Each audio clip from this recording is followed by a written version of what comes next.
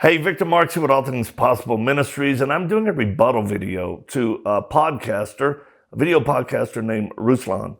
And he has a really good podcast. He's got a lot of moxie and he's passionate, and he had saw one of my posts about challenging Christian pastors or musicians or leaders to give a position on whether or not they supported the Biden-Harris ticket. Because to me, in my way of thinking, any Christian or leader especially shouldn't be for candidates that are pro-abortion and to the extreme of third trimester. So he had a lot to say in a short video, and even to the point of calling me coward, which I thought was interesting. But to his credit, I didn't know him. He didn't know me. He was just kind of reactive in his response, and I had blocked him because he was really just going for it. And I ended up contacting him personally and said, "Hey man, here's who I am. This is my position." And to his credit, he actually I think watched some of our videos and then realized I wasn't the completely crazy old white man. Whatever, with certain points of view. So he did another update video, and I appreciated that. That's why I'm taking the time to respond to him in this way. So I'll be reading it to make sure I don't mess up what our analyst team actually wrote. But I hope this is both educational, informative, encouraging, and insightful. Right? But when you address somebody you disagree with, and you default and demonize them of being a supporter of a baby-killing, torturing, third trimester candidate, when every single political fact-checking website on the internet is completely disproven that Joe Biden supports third trimester abortions. It's just not true. There's just no precedent for it. There's nothing out there that supports the notion that Joe Biden supports this nonsense. Okay. All right, so I would say this is the most intense and extreme point that I want to make. Kamala Harris voted nay in support of the Born Alive Abortion Survivors Protection Act of 2019. That establishes requirements for a degree of care of a health practitioner that must exercise in the event a child is born alive following an abortion or attempted abortion. The key statement in this bill is this: if an abortion results in a live birth of an infant, the infant is a legal person and for all purposes under the laws of the United States entitled to the protections of such laws. She voted against it, meaning if that baby in an attempted abortion or birth would be allowed to die. That's horrific.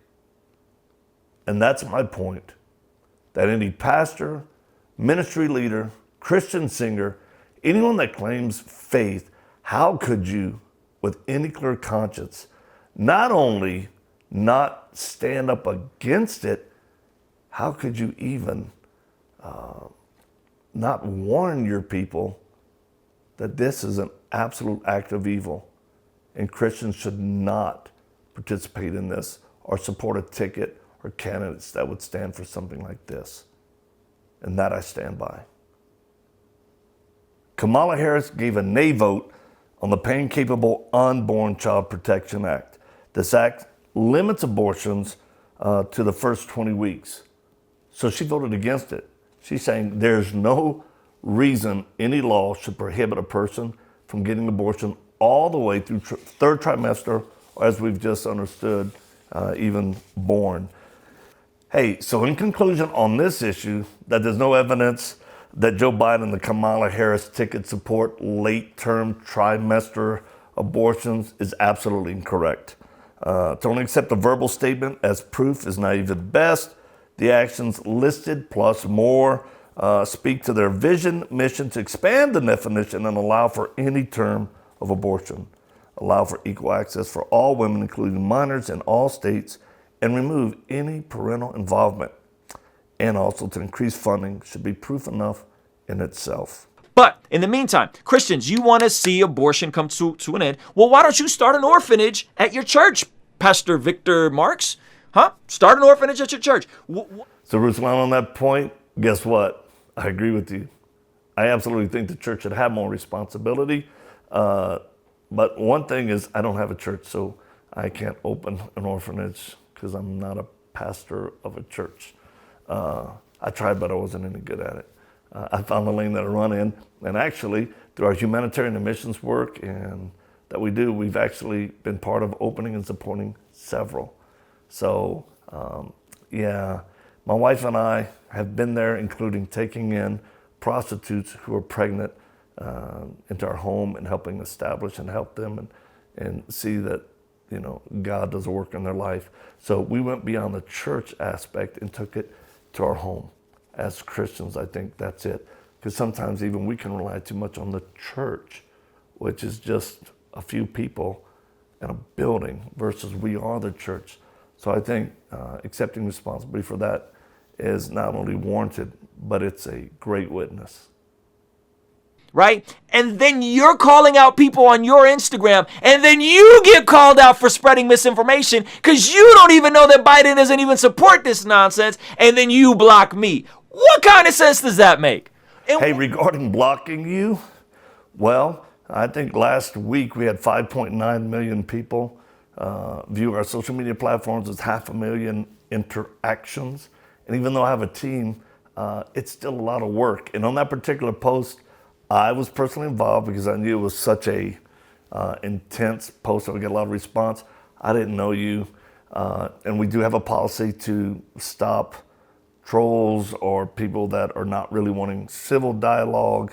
And I just simply missed it. I didn't know who you were. And that's why I unblocked you once I found out who you were. And, oh yeah, I think you kind of agree with me.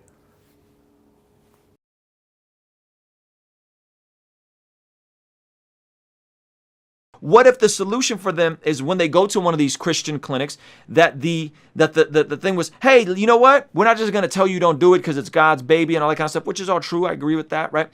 But we're going to give you, we're going to cover all your living expenses for 2 years, and we're going to get you into a vocational program, and we're going to make sure that you're fed, that you're clothed, that your baby's fed, that your baby's clothed. For 2 years, we're going to cover all your expenses, and we're going to get you in a vocational program, and we're going to make sure that you have a job moving forward. What if we did that?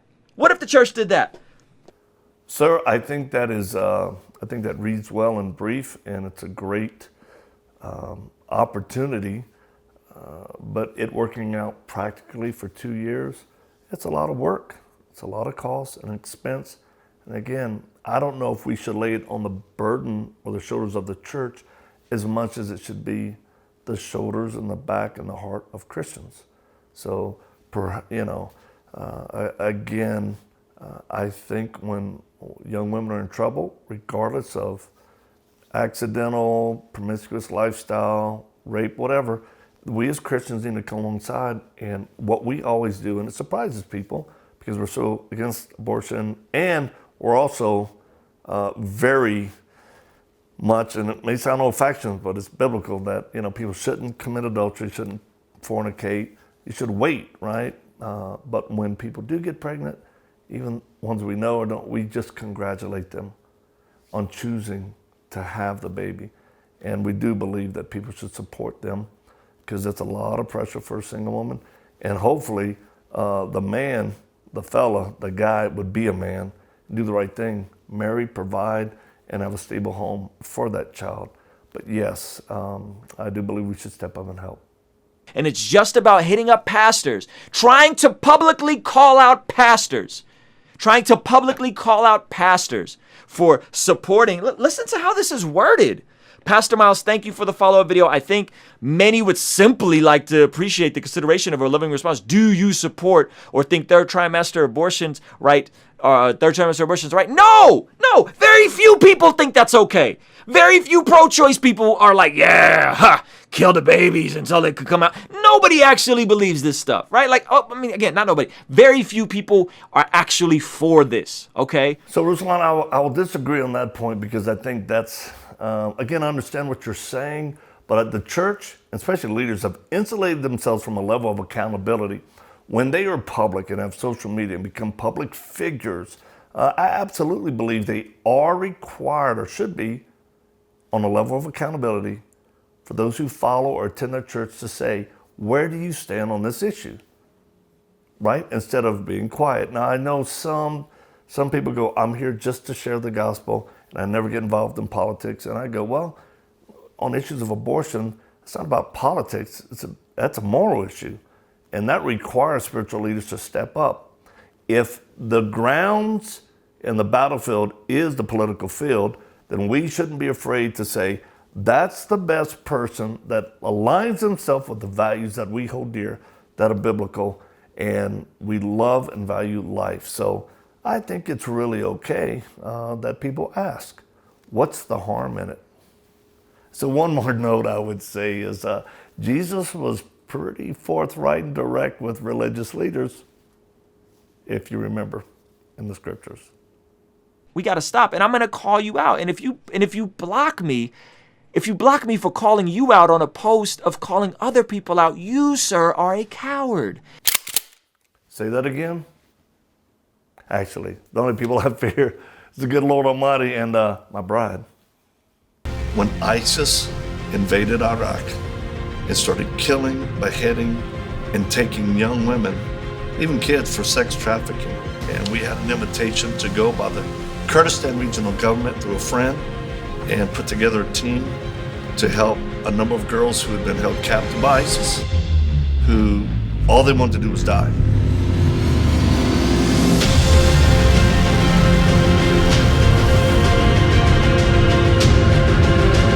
Put a team together, flew there and hit the ground running. And what that did for us was show us how great the need was and gave us a love for Arabs, Muslims, Yazidi, whoever it was in the region, especially for their children.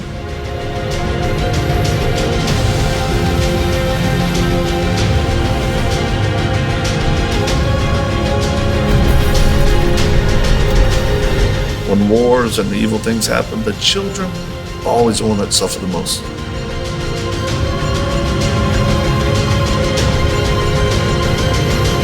People say, well, you risk y'all's lives going over there. Yeah, we do. But if I'm in the center of God's will, is it my business how I go home or not? So in closing, I actually want to give a shout out and thanks to Ruslan for his video and his challenge. Even though he had missed it at first, he came back and used humility for a second one. And hopefully by watching this, it explains the rest of it. But I have great respect for you as a younger man and warrior in this realm of communication. I think you're articulate, intelligent, passionate, and professional at what you do. So until we see each other in California for a good cup of coffee, I want to invite you out to the Leadership Training Center here in Colorado Springs, and we'll do training. Whatever you want, we'll do it. We'll have fun, and we'll do a podcast together. God bless you.